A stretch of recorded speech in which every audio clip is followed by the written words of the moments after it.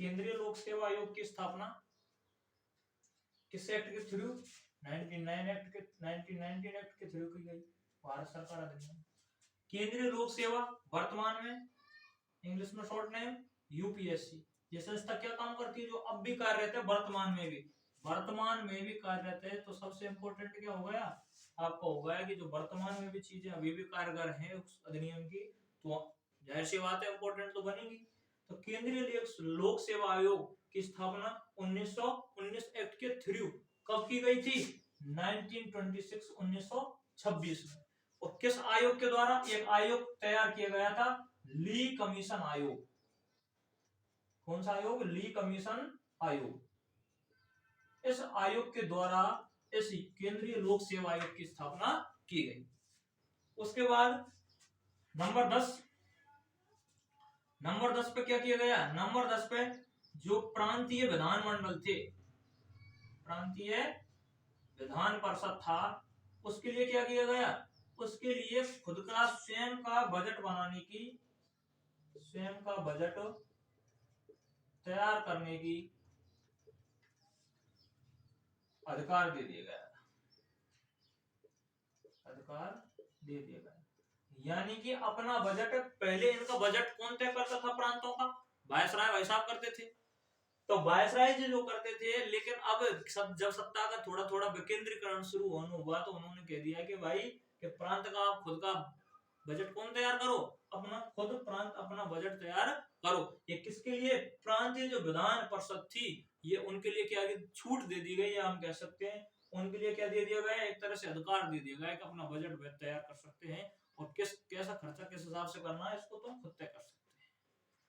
तो इस हिसाब से ये 1919 अधिनियम के 10 विशेषताएं थी, जिनमें से कुछ जो विशेषताएं हैं उनका प्रभाव अभी भी भारत की जो शासन व्यवस्था है, भारत का संविधान है, उसमें भी है।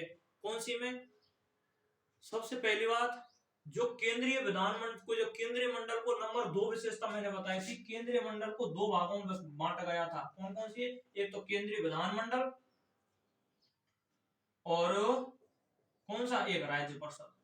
इन दोनों में बांटा गया था, जो अभी भी है। तो जो चीजें वर्तमान में भी ताल्लुक 1919 से अधिनियम से रखती हैं, वो चीजें इंपॉर्टेंट बनती हैं, और उनको आपको याद रखना। एक तो नंबर 2 वाली है। उसके बाद देखेंगे नंबर जो 10 वाली जो मैंने बताई है, और सत्ता का विकेंद्रीकरण। नंबर मैंने जो किस पे बताया आपके लिए, सत्ता का विकेंद्रीकरण बताया है मैंने, प्रांतीय सरकारों में जो विषय बताया था नंबर 5, उसको ध्यान रखेंगे आप।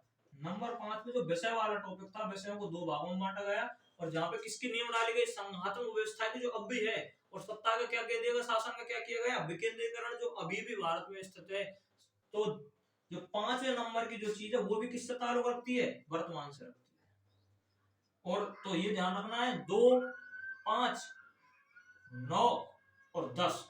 और 10 में भी ये क्या है? जो प्रांतीय विधान परिषद है, स्वयं का बजट अपना तैयार करके, अभी भी जैसे कि राजस्थान या हरियाणा या पंजाब, कुछ भी है, बिहार है, ये अपना खुद का बजट वहां के सीएम खुद तय करेंगे, ना कि कौन करेंगे? पीएम, प्रधानमंत्री करेंगे। तो राज्य पहले उनसे, अब राज्य कहते हैं, पहले उनसे प्रांत कहते थे। तो प्रांतीय विधान परिषदों को खुद का बजट बनाने की शुरुआत कहां से हुई थी? 1919 से। तो कौन कौन से जो वर्तमान से ताल्लुक रखते हैं? एक तो नंबर 2, नंबर 5, नंबर आपके 9 और नंबर 10।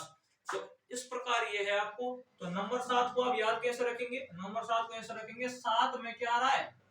7 में सा आ रहा है, और नरेश में भी क्या आ रहा है? सा। तो इस तरह से आप ध्यान रखेंगे, यहाँ पे दोनों में सा है, तो नरेश और नरेश मंडल 7, नरेश मंडल, इस हिसाब से ध्यान रखेंगे।